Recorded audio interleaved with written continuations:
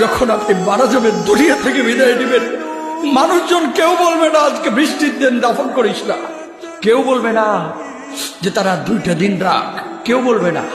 কবরের মধ্যে যখন নিয়ে যাওয়া হবে, আপনার স্ত্রীর কথা মনে পড়বে, আপনার সন্তানের কথা মনে পড়বে, আপনার বাবার কথা মনে পড়বে।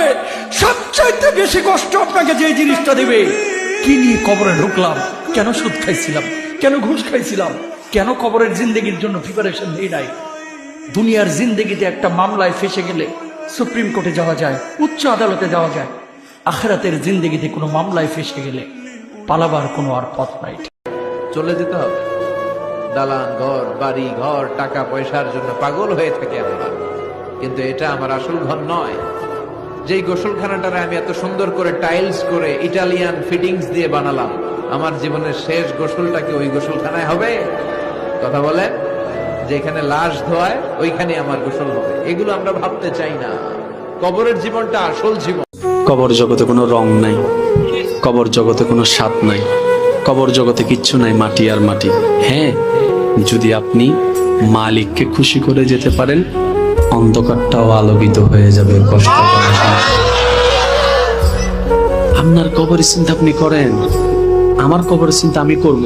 আপনি আমাকে বেশি থেকে বেশি উৎসাহ দিতে পারবেন, ভাইয়া কবরটা সাজাইলা, সারা জীবন শান্তিতে থাকতে পারবেন।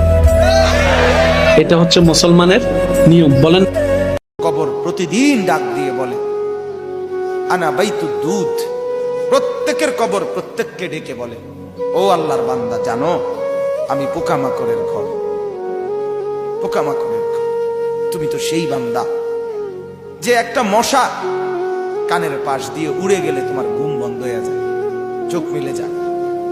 একটা মশার গুনগুন আওয়াজ সহ্য করতে পারো না। একবার কয়েল, একবার অ্যারোসল, একবার মশারি, এরপরেও তুমি চাও যে একটা মশাও যেন আমার কানের কাছে গুনগুন না করে।